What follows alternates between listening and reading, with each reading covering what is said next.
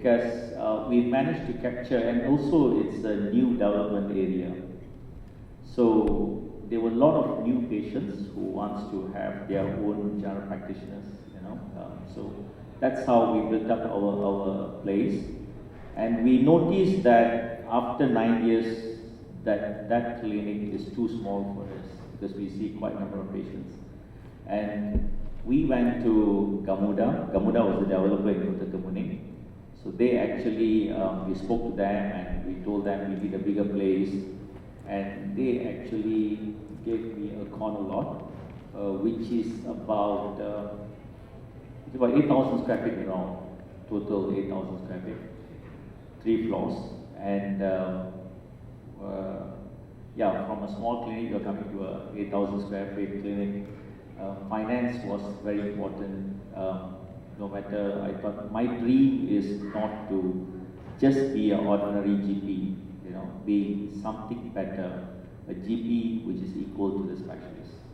That was my aim. We have to do something that is better than any other GP. So we actually renovated the clinic. It took 6 months to renovate the clinic. We got a general practitioner clinic downstairs. The first floor is health screening, and then we had a physiotherapy last time. Last time, CCAPS was not that strict, so you can actually put physiotherapy inside.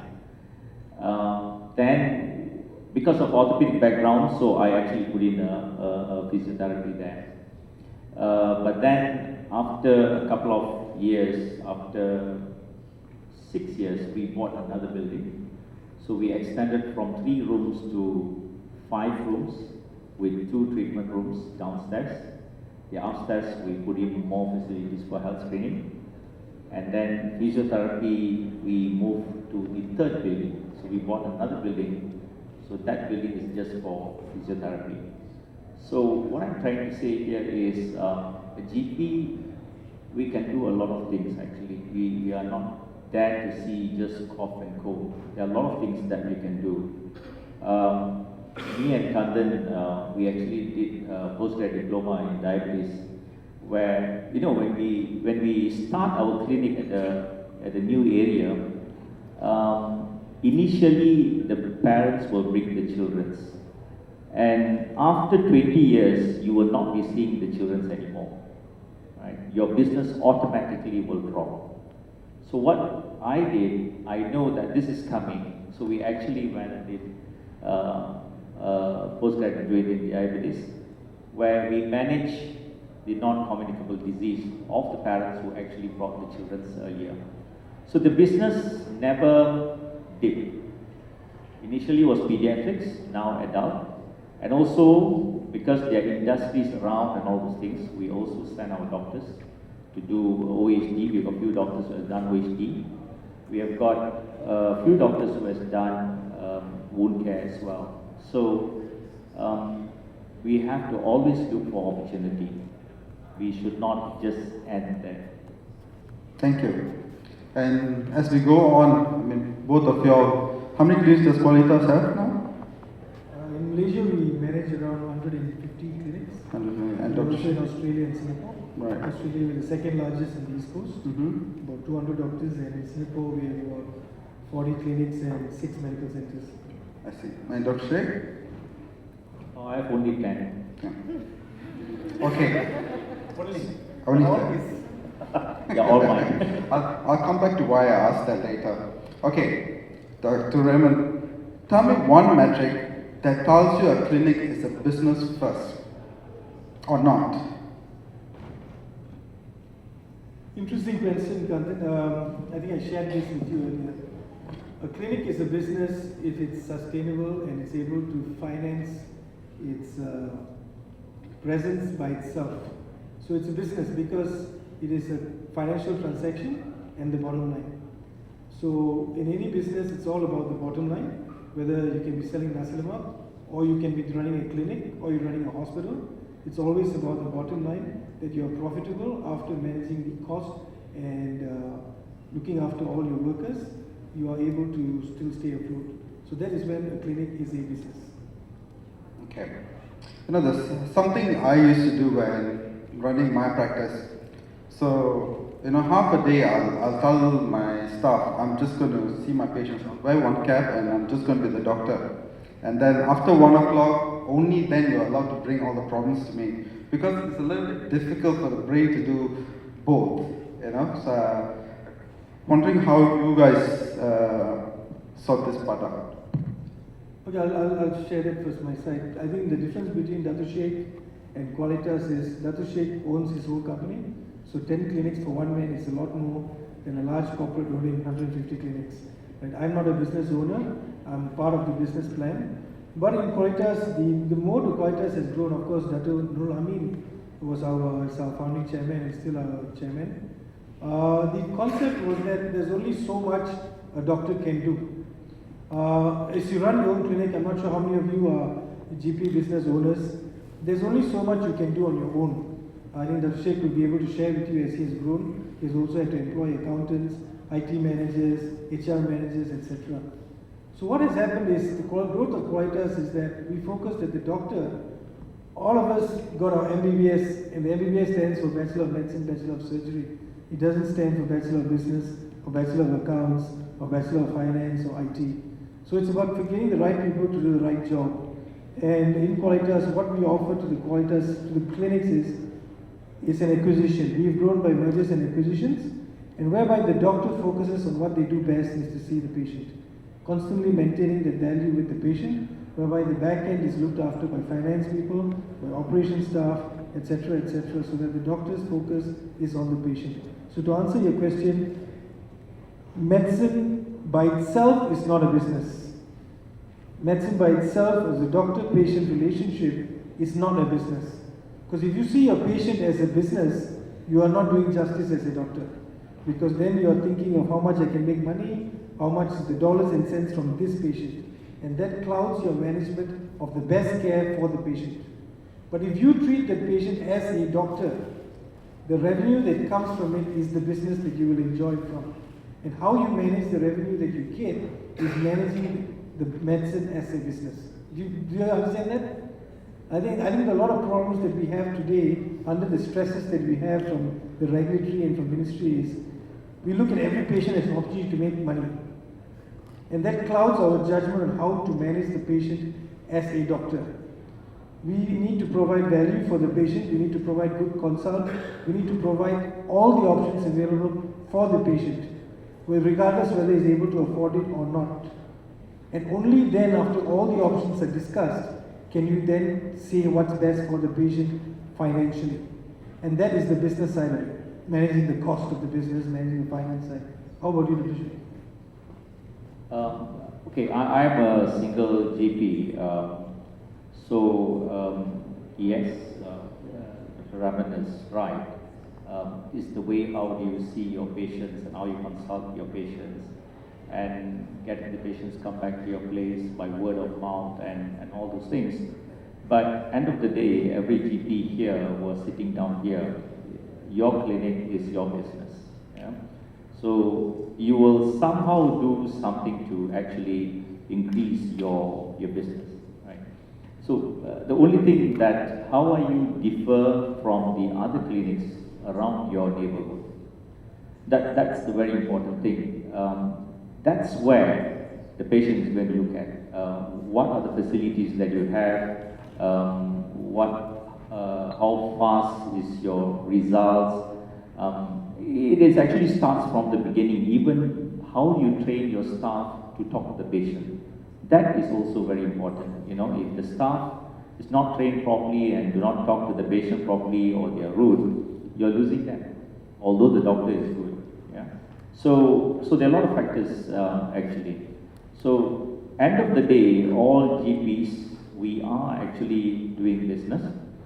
Part of it is our way to treat the patients and all the things, but also we need some money to support by ourselves. So yeah, it is a place of business. Yes, I too completely agree with both of y'all. You know, there was probably a time in my early days where I was like, you know, it's all about medicine, it's all about taking care of my patient, and that business mindset wasn't really there. But then I had to start paying bills. right? And then you start realizing, oh, you got to buck up your business part as well and do the basics of it, okay? Ramon, how long have you been with Qualitas now? In January will be 10 years. 10 years. Okay, since we are at the Disruptive Doctors Forum, when did you know that this is what you wanted to do? I think I've shared this at the previous forums before. I had never planned to be in management. I always just wanted to be a doctor and be a good one. But life happened for me. I was hitting CCAPs in Putrajaya before my stint in Sabah. Rural Sabah, I was transferred to Putrajaya. I was hitting CCAPs and along came a lot of networking. I think this is something that is important for doctors today. Networking, every opportunity is not a social opportunity. Every person you meet is a network opportunity for your next step. So coming into Qualitas, I came in purely from the regulatory point of view. CCAPs is all regulatory, right? So I actually went to close the Qualitas clinic. And when I went to shut the clinic down, the boss there said, hey, why don't you join us and stop us from making these mistakes? Since you seem to understand all this door size and 1.2 and height and all these things which make no sense to us. So I saw it as an opportunity and joined as a manager, heading on the regulatory side. But eventually I think it was a work in progress, understanding the business, understanding the P&L, understanding what a profit and loss statement is. That is when I think over the last 9 years has equipped me to understand that running a clinic is a business and managing cost in terms of how you price medication, your marketing efforts, the output is not just for what you do, it's what about the outcome.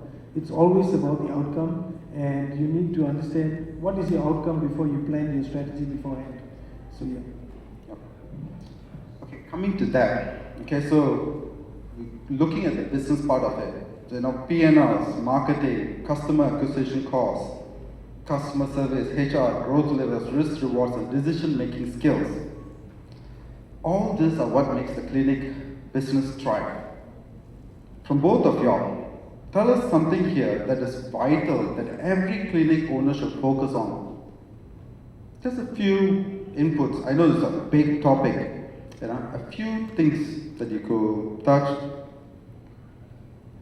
The most important thing that we need to look at is your finance. How is your financial situation? That's very, very important.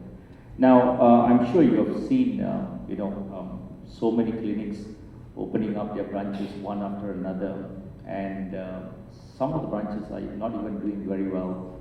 And end of the day, they have to close the branch, and then they go into financial difficulties and all sort of problems. So finance is very, very important. In fact, I have 10 clinics now, but my second clinic I only opened after 12 years. So that long I took to open the second clinic.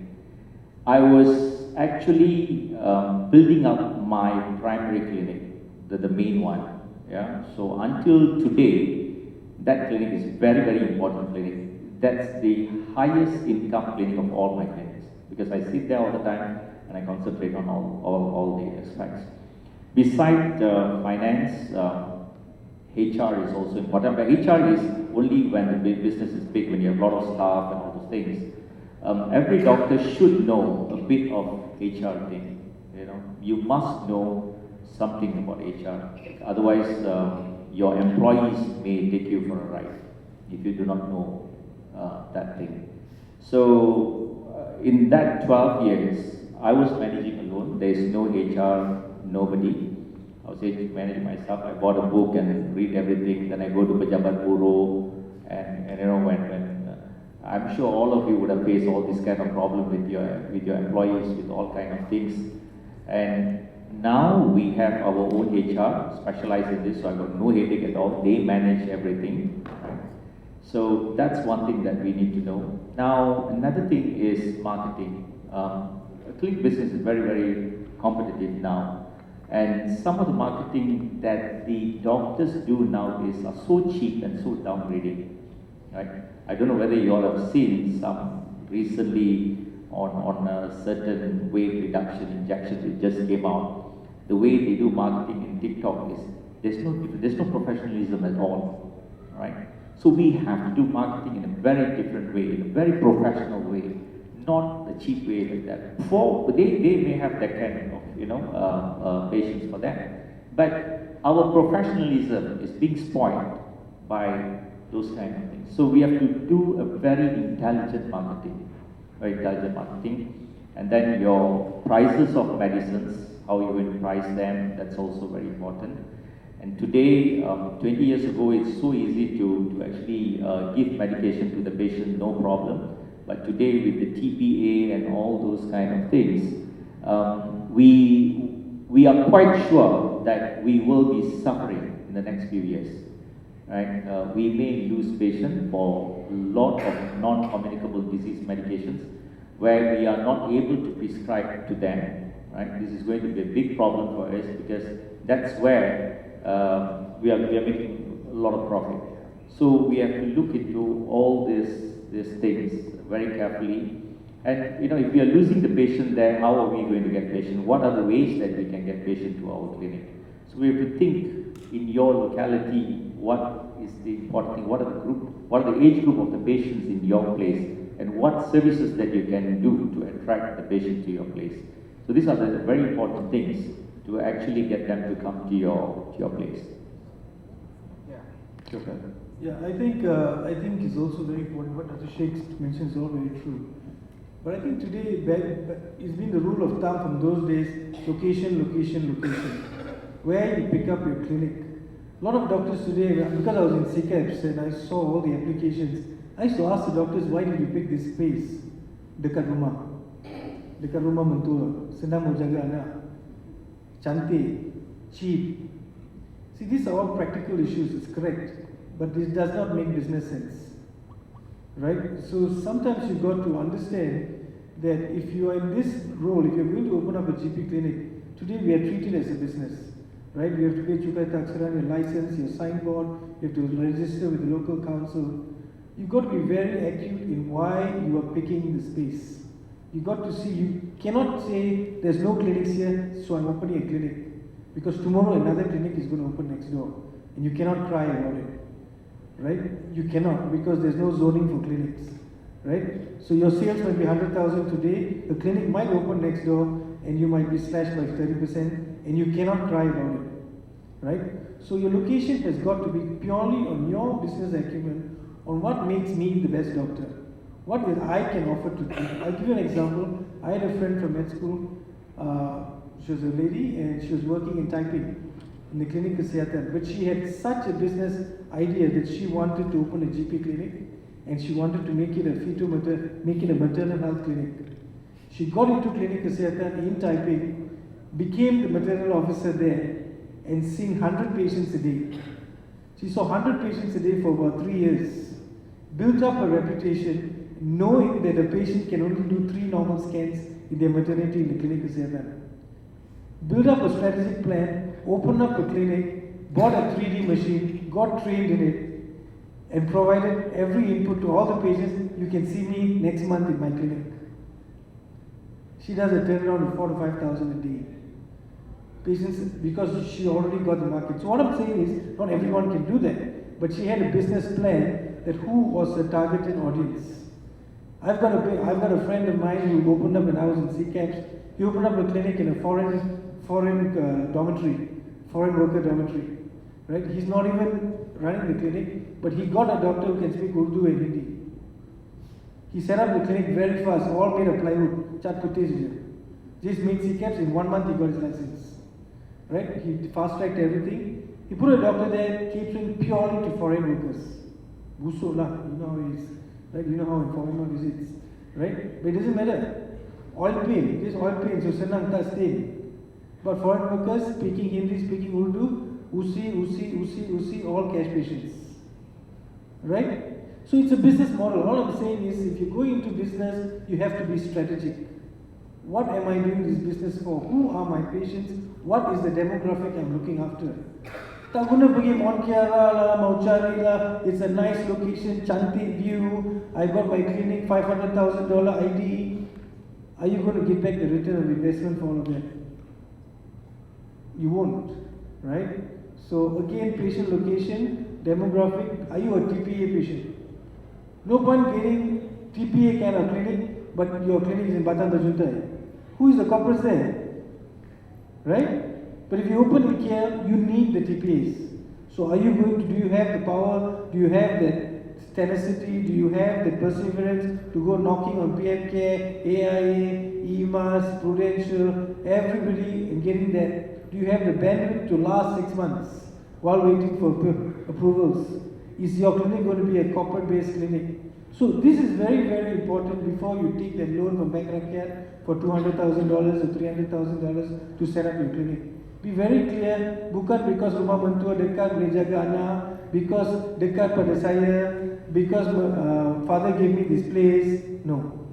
It has to be very, very acute because it's not how. When I left CCAPS 10 years ago, there was only 8,000 clinics. In 10 years, there's 14,000 clinics. And it's going to be compounding and it's going to keep getting more and more and more because our doctors are going to leave. So again, be that doctor that you know what my value is. Don't just say because he can do it, I can do it. What am I good at? What am I good at? And these people here in this area will benefit from me. So tomorrow when another clinic comes open next door, you don't have to cry. Because they're coming to you for you. Not because you are the AIA, you are the PMK. Alright? I would like to share what Dr. Ramon said as well. The location is very, very important. And I noticed that now, some of the young doctors, they open a clinic in a matured area. Now that is a big no-no actually, because at a matured area, most of the patients are already used to their own GP. So it's a bit difficult for them to switch doctors. Right? So if the younger doctors, looking to open a clinic, it's best to open at a new housing area or wherever you want to open. Some open in new housing areas, some in the buildings and all those things. And another thing is, don't go and open a clinic next to a very big clinic who is already well established. Right? Now, when I opened my clinic, there were only very few, but today next to my clinic, there are 15 clinics. 15 clinics next to my clinics. Okay, 15 clinics. But I'm not worried. Okay, because we have the way how to get our patients, right? There's so many new clinics actually coming up now with various brands opening everywhere. So be very careful on selecting on your location and the facilities that you provide for the patients. Thank you. Dr. Ramon, so we established it's not all about making money, all right? Our patients do come first. There's so much about business part of running a clinic that we can talk about. But before that, I want to hear about a very important part that differentiates our clinics from other businesses. So you do like clinical governance for Qualitas. So tell us a bit about what does that encompass? What exactly do you do in that area? So as the Chief Medical Officer for the group, clinical governance can range from CCAPS regulatories itself, from the application and making sure the clinic is compliant, right up to patient experience. Patient experience is very important. How our doctors are dressed is very, very important. So clinical governance, how do you treat the patient, whether you have a chaperone. It's mandatory to have a chaperone. It's not easy to get staff, but it is mandatory. You cannot take, you can't discount these things, right? Medical legal is so high today. Today, social media is at the flick of fingers. If someone is upset, never get MC, they can complain about you, right? And they put it there and you can get damaged. Everyone can see Google reviews. So clinical governance for me is that basically the right medication, only approved medication is done. MCs are somewhat audited to some extent. We do not simply give MCs. The pricing, the consent. So because we are such a large company, so we're always in the limelight for everything. So I've got to, it all falls on me especially. So in that sense, we've got to be always on the ball. The SOP and the structure of how we patient grievance mechanisms. All these things are managed, and we have an ethics committee. We have a pharmacy committee that we sit and we discuss what medicines, what drugs. We don't just use any medicine. So that's the clinical governance. But with clinical governance can also sometimes impede the business.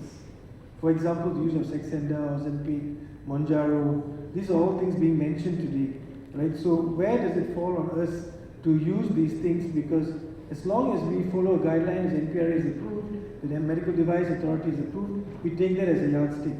However, we go back down to the doctor.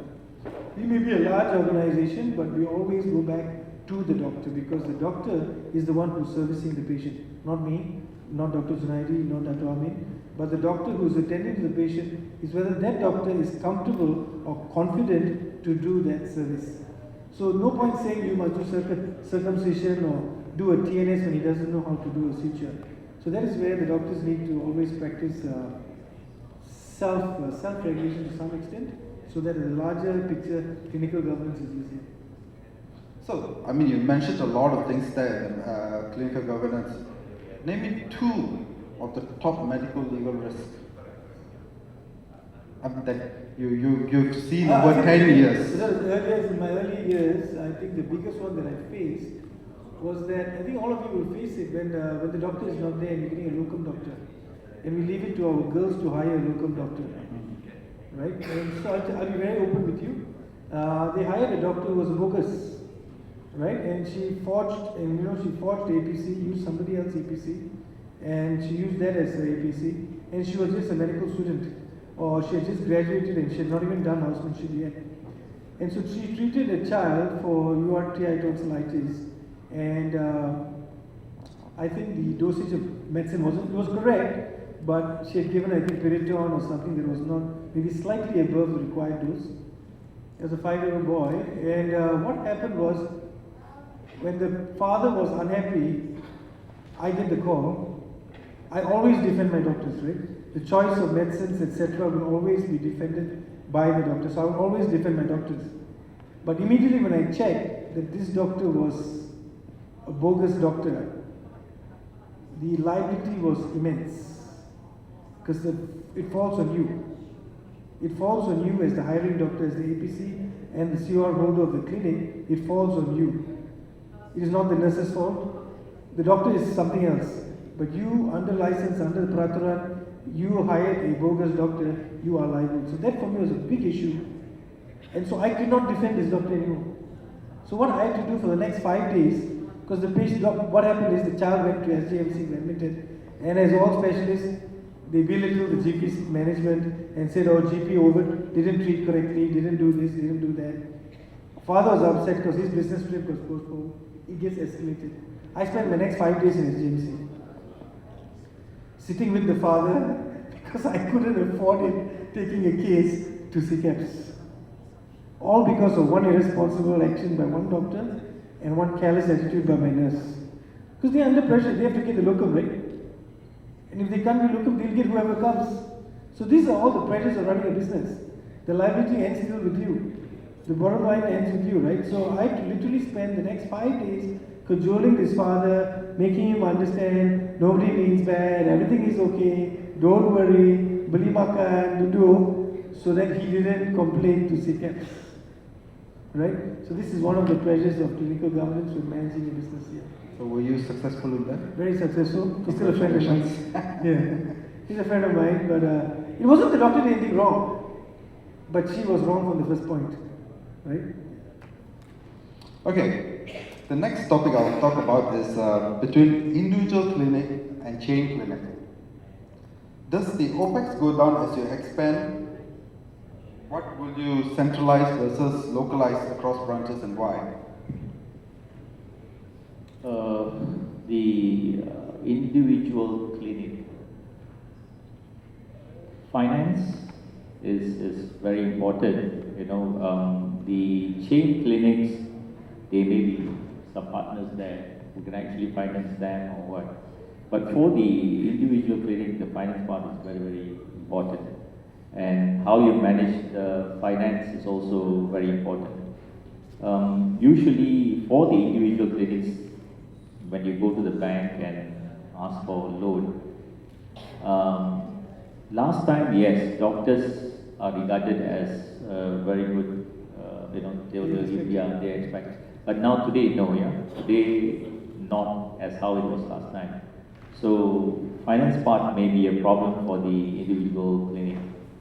Whereas for the chain clinics, they buy everything in bulk, their purchasing power is very high, the cost price will be very much less, and they are always in a better position than the individual clinic. And they can also sell the medicines at a cheaper price compared to the individual clinics. I think there are pros and cons to this. I work for one of the larger groups, but also being part of a larger group, you must also see where your value is. A solo-run clinic is good, depends on, like Datuk Shaik had big ambitions, right? He had big ambitions to grow and he didn't want to sit still. But the same goes, if you don't grow, you're regressing, right? Cost is going to catch up with you, so you've got to always grow. Whether you grow, whether organically or inorganically, that's a different matter. But as a solo clinic, I think one of the biggest mistakes the solo GP does is not understanding a profit and loss statement. You need to understand what a profit and loss. So when I meet doctors, meet clinics, you must give yourself a salary, for example. You can't just end of the day just go, today what is the money, put in the pocket, go giant grocery and do groceries. It doesn't work that way. You need to have a profit and loss statement. You need to give yourself a salary. You need to put all your fixed costs, etc., and what is the margins you're going to earn at the end of the day after paying yourself. Only then will you understand the financial statement, because it's very easy to just take from the till and put in your pocket, go outside and go and buy your dinner for the day, or spend that money. But when you take a salary and you work on the salary and the profits, then only you will understand the profits of your clinic. Is your clinic a viable clinic or not? Right? Because today you might make 1,000 ringgit, tomorrow you might just make 100 ringgit. Right? So I think that is very important for a solo clinic. But as a group practice, we run a group practice, there are a lot of overheads. Somebody's paying my salary, right? Somebody has to pay my salary, somebody has to pay my CEO's salary. So there's a lot of overheads there as well. So how does that commensurate to the business of the business clinic? So someone's got to pay for all of that, and yet you have to remain profitable, which means your value offerings has got to be on a far larger scale. So you're talking about larger projects, you're not talking about you have to go and get bigger contracts. So it just constantly becomes bigger, bigger and bigger. So whether as a small entrepreneur clinic, do you want to be that big? You got to know what you want. Right? Where do you want to go? And these are the risks that come with it. As you feed more mouths, bigger your income needs to be. More work needs to be put in. Tapi if you're just happy getting whatever it is, then do well.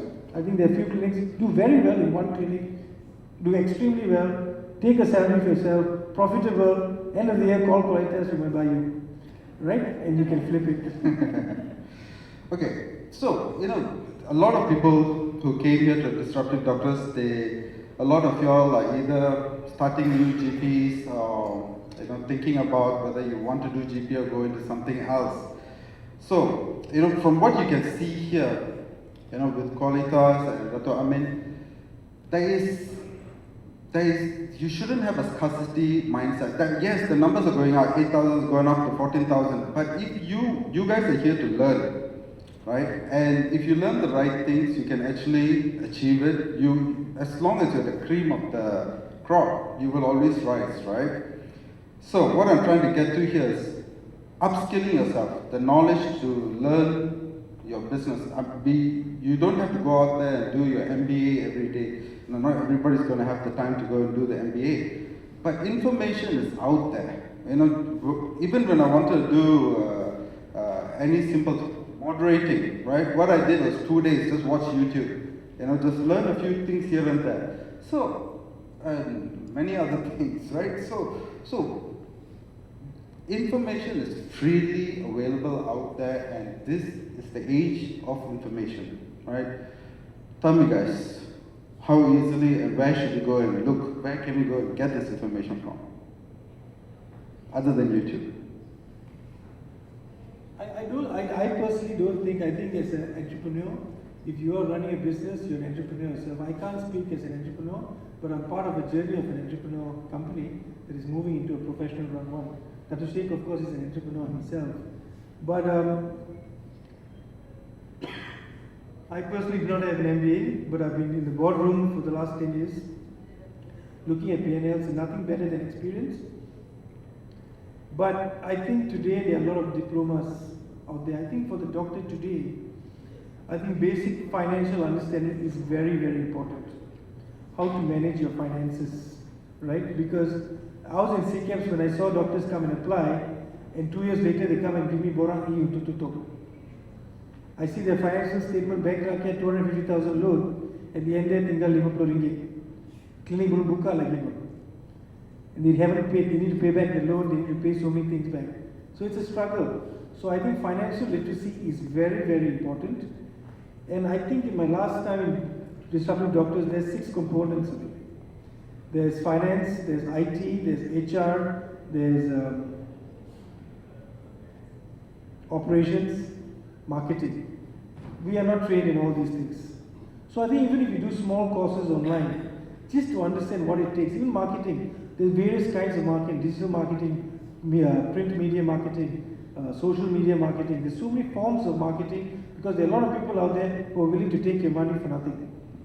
So if you don't understand what you're going to buy, you're going to be buying wrongly and you're going to be spending a lot of money unnecessarily. So get understanding of financial literacy, understanding HR, like Dr. Shaik said, HR, or get a good manager who knows these things. Someone you trust. It's very, very important. Besides looking for information, I think one of the most important things is to have a good set of friends. Right? Select your friends carefully. Okay, that will be helpful in your business. Who are accountants, who are HR consultants, these are the very important people. And you don't need to pay them actually. You can just call up and ask whatever doubts that you have. So selection of friends is very, very important. So when I started my clinic, I don't have anything. I just got some good friends and I discussed with them. So they actually teach me how to go about certain things. And that has been very, very helpful. So selection of friends is very, very important. And when you have a good set of friends, then it's okay. But most of the doctors, we doctors have doctor friend, and it's absolutely you don't go anywhere if you only have doctor friend. You must have somebody else beside doctors, right? So look for some other better friends. Doctors are not a good friends. Doctors are good friends. Yes. No, I think Dr. Shaik, I'm not sure where you come from, but I think in today's area, if you have a fellow friend who has already gone through the school of hard knocks, who has already experienced whatever he's experienced, you can take lessons from him. Because sometimes, doctors talking to accountants like chicken and ducks. We don't speak the same language. Though we're two birds, I am eating. You know what I mean? So it's good to actually have a friend, a doctor who may have had the same experience like you, who have gone through it before, and he'll be explaining it to you in the same language that you understand. Because sometimes when I first joined Qualitas, I didn't know what the hell they were showing on the screen. All these numbers macam beritex. Looks like I'm looking at the stock market. I don't know what I was doing. What are all these numbers? Red color, kurungan, this number here, cost of sales. Apa benda ni? So I had to take a lot of time to speak to a fellow doctor to explain to me in normal medical kind of language or English language I would call it, what actually these numbers meant. And then of course once your proficiency increased, then maybe you understand what the accountant says, what the marketer says, etc. So yeah, nothing wrong getting a good set of friends outside the school circle of doctors, but having a doctor who has gone through the school of hard knocks, their experience is the best and you can always learn from them. And another thing as well, we have a lot of junior doctors actually come to our place and then they see how we operate our clinic and they look into it, they are very impressed, and then they apply the same thing when they open up the clinic and get my advice or our HR advice and all those things. So yeah, we have this, and for not only for Muslims, for non-Muslims as well. I believe that zakat is very, very important. That's actually if you plan to, put your money into your FD, which you only get about 3 to 4%, I think, Zakat actually offers you 10%. So you can give the fund to real needy one, and believe me, your business will be automatically increasing somehow in any way. So that's something that we practice as well. We've been doing that for so many years. I don't know whether you have heard of Al-Baik in Saudi. So Al-Baik in Saudi, what they do is they take 1 ringgit, 1 riyal from every sales, and they use that money for zakat purpose. They've been doing this for so many years.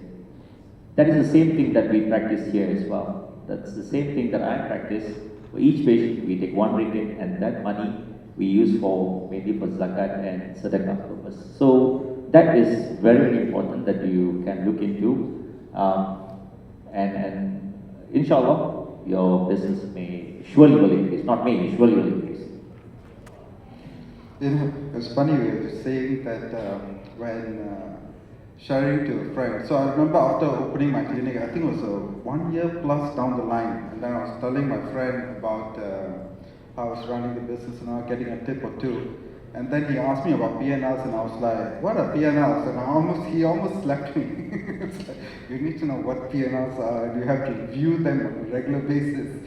Okay, so yes, you need to educate yourself in business. Coming to P&L, I always hate end of the year where you need to see the accountants and auditors. That's where you will know how much you have to pay for your income tax. So make sure you all pay your income tax on time, okay? When government needs money, we are the victim, right? Be prepared. It's a good problem to have, not actually. Okay, one last question, all right? I actually got a lot of questions, but we're running out of time. So, what is the hardest mindset? Okay, now I'm going to go for when hiring a doctors into your network, all right? How do you balance their clinical competence with their business awareness? When hiring a doctor, how do you balance their clinical competence with their business awareness? You want them to take over a branch, you want them to take care of it. How do you balance that?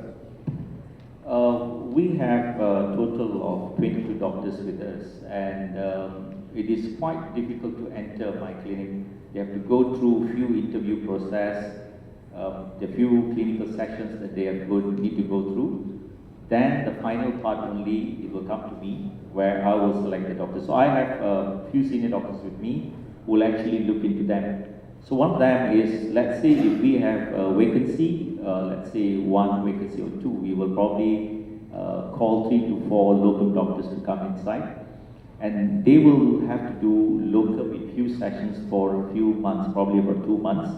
And then the senior doctors will assess them in clinical part. So if they are okay with the PR and all the other treatment and all those things, then we'll shortlist them and we will take them into our clinic.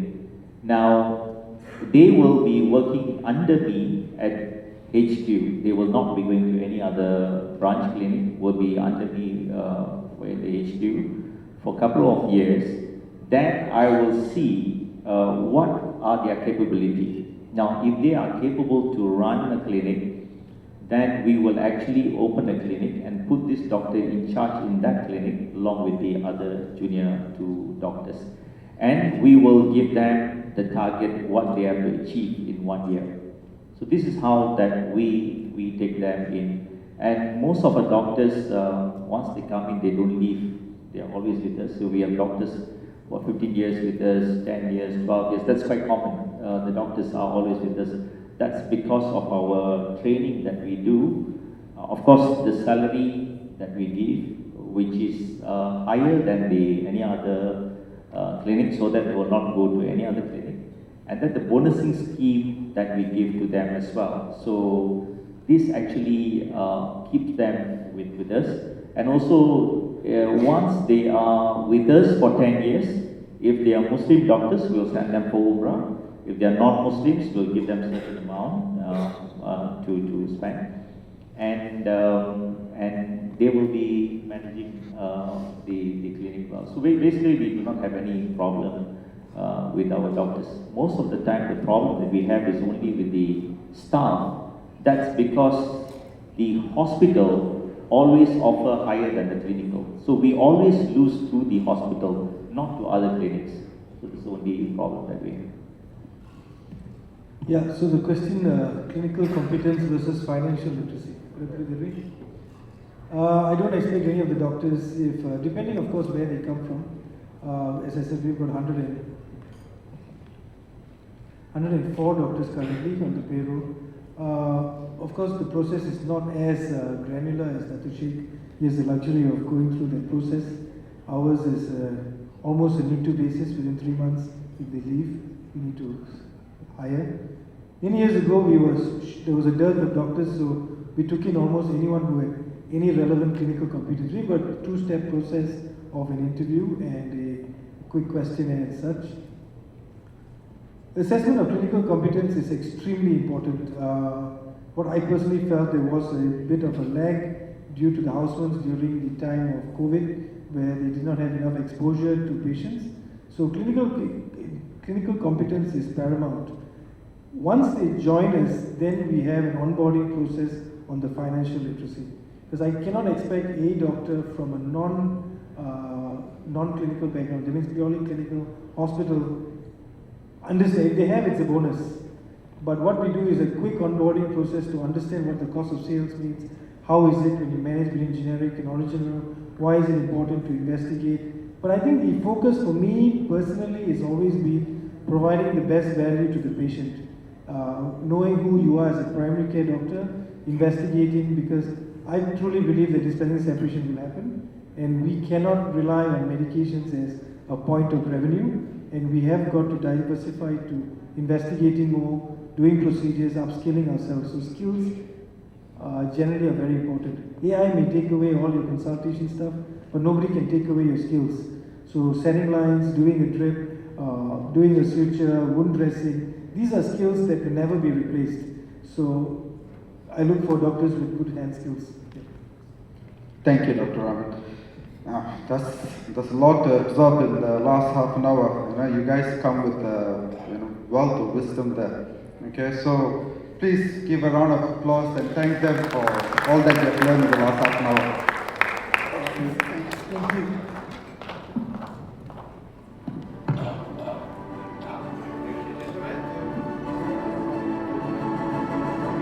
Once again, ladies and gentlemen, please give them a big round of applause for our moderator and our panelists on stage.